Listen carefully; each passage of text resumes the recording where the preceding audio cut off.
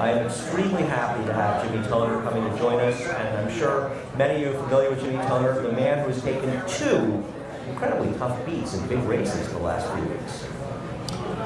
Andy, thanks for having me here tonight, but I'm still standing, so I survived the 2 tough beats. Jimmy Toner, you've won 3 Dianas. That's incredible. Yeah, well, I read the other, before the Diana was Billy Martin won 4. I said, wow, that's incredible. You know that? And I got to thinking about it. I go, wait a minute. I won 3.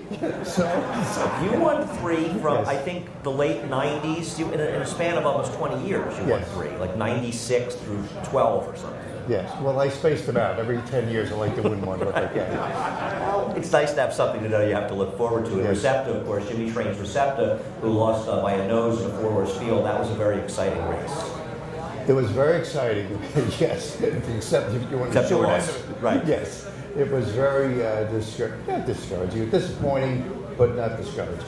Well, it was nice, at least for once, she didn't get a terrible trip, because she's been very unlucky this year. 2 of her 4 races, I don't think she was being tepid, but she certainly should have won at Belmont earlier this No, spring. that was a horrible trip at the boat gate. She got knocked down coming out of the gate, and she got up and she was able to finish third. So it was a great effort of her.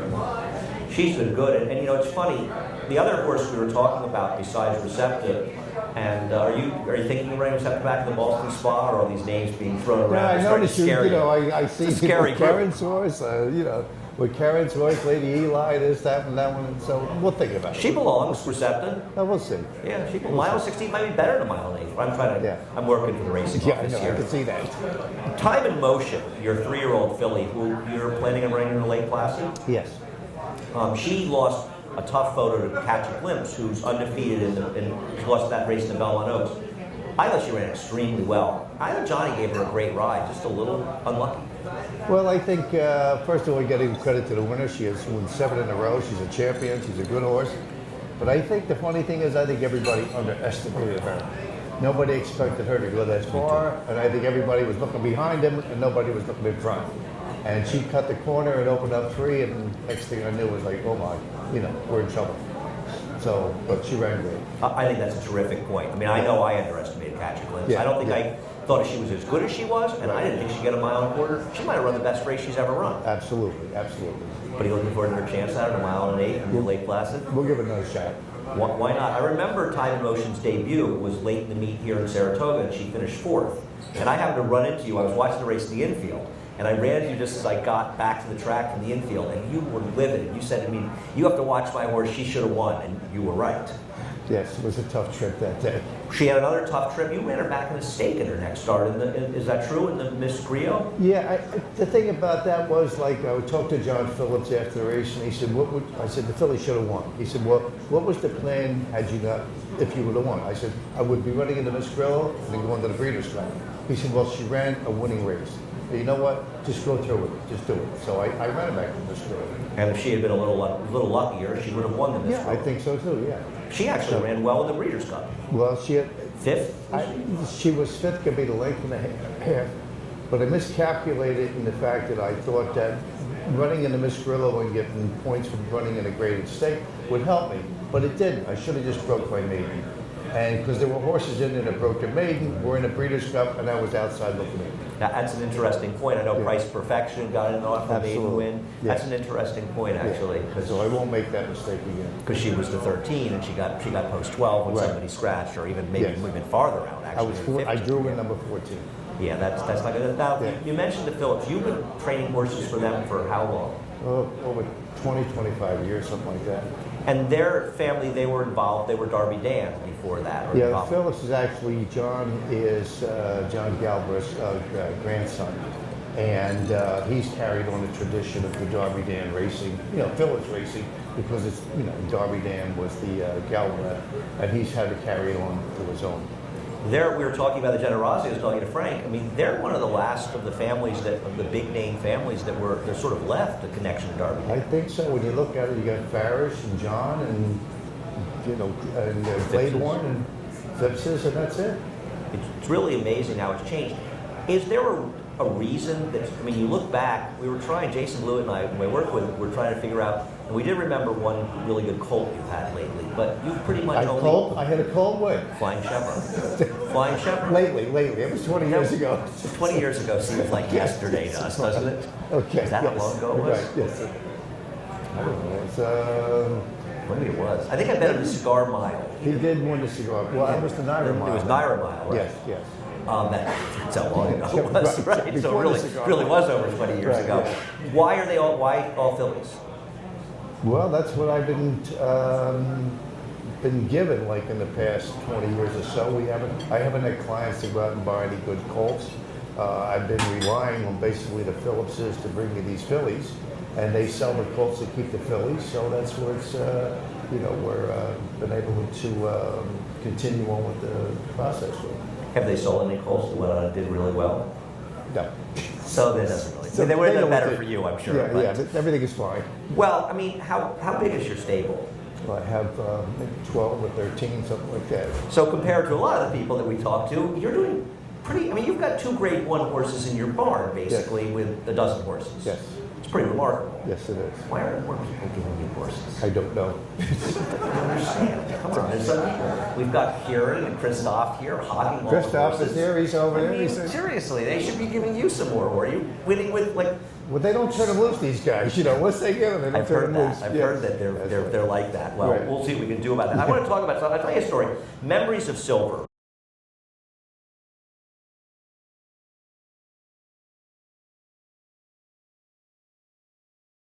Was she one of your not your first, but one of your earlier big horses? Yes, and probably one of my favorites. I will tell a story. We're going to take a break in a second, but this is a story of why it's important. And I'm sure that Christoph and Kieran and Christoph can tell similar stories. I was in the backstretch with a friend of mine about 20 years ago, and you and I didn't know each other at all. And I was just somebody who went to the racetrack, and we went to the barn, and you took me over to see Memories of Silver in the barn, and took her to the stall to show her to me, and it was a really. I mean, I'm a degenerate horse player, but the track but it was something I always remembered, and I think it's a good example of taking younger people, bringing them to the barn, doing something nice, how important it can be for them at the racetrack. And I think it's a lesson to all of us.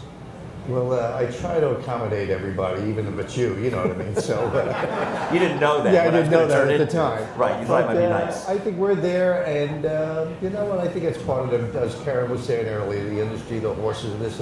I think it's things we should do, and if we can, I think it's generates interest, and it's helpful for everybody that's out there. Well, it was really helpful for me. We have a lot more to talk about. We're back on At the Post Live. Once again, I want to thank everybody staying with us. Jimmy Toner is still with us. Before we left, you were talking about Memories of Silver. Talk about Memories of Silver a little bit. Well, she was a fun filly to be around, and I'll never forget I breezed her up here at Saratoga. Jerry Bailey was on her at the time, and he breezed her, and he took off a horse of Elliot Walden's that he had won a stake on a Keeneland to ride Memories of Silver in the Lake George. So anyway, when Jerry went out to the track, and Elliot said to Jerry, he said, "I thought you were smart." He said, "But that's the dumbest thing I've ever seen, taking off a horse that won a stake to ride a horse just broke a maiden." So Jerry went out and he said, "Elliot, watch this." He said, "What do you mean?" He said, "Watch this."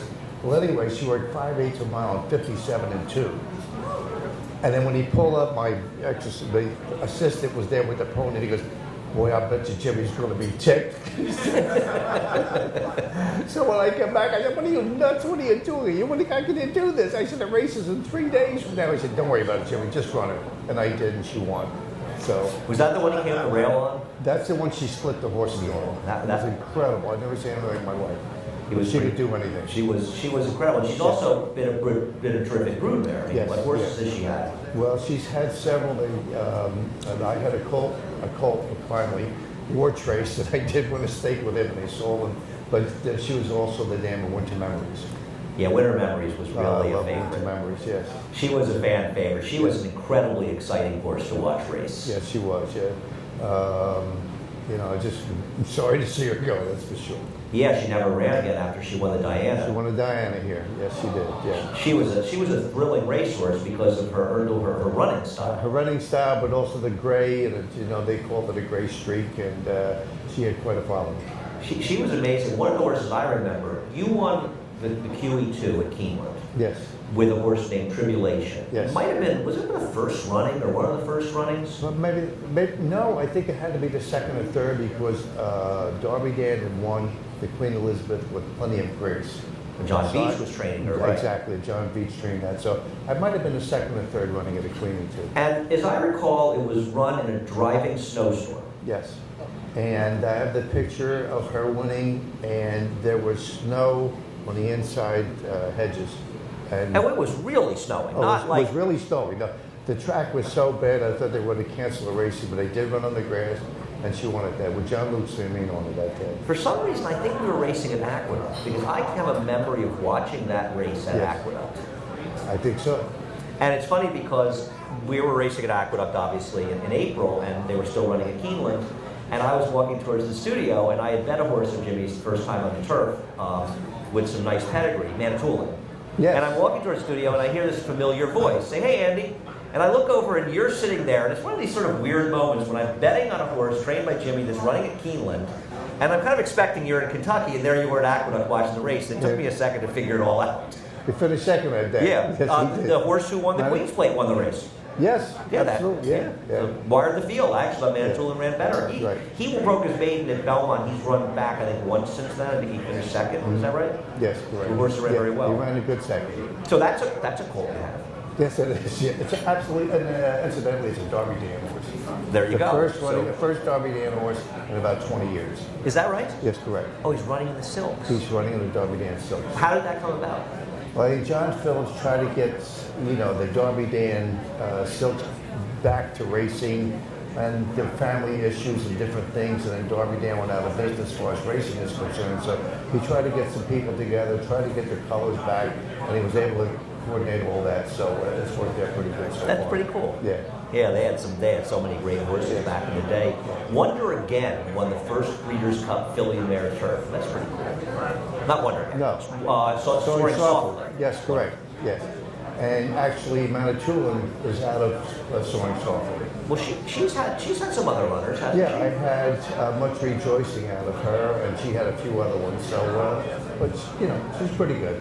It's sort of amazing how many of these, when you get horses that are related, is that something that makes it easier to deal with them, or is it just because you're sort of aware of what issues or things they might have as racehorses? I think you get the background on them. You have the history of what they liked, how they were, what surfaces they liked. And but the bottom line is they're always still individuals. And so you've got some 2-year-olds, and you're excited. Yes, I am. They're going to be running soon? Hopefully it'll all run up here, yes. Dirt or turf? Well, I don't have a dirt horse. You never have dirt horses. I can't help it. No. It works that way. What was that horse, Wabbajack? He was a dirt horse. He's a pony now. Really? Yes, he's a Really? pony. Yeah, I think Susie Rachel is here. Actually, Yeah, she takes he's a pictures pony. of them Yes. occasionally. She seems to post them. Yes. Jimmy, thank you so much for joining us. It's been a real pleasure having you here. Thanks a lot. Jimmy Comer, ladies and gentlemen. Andy, thank you very much again. Well, thank you for coming here. It was a great pleasure. We have a little bit of time left, but we're going.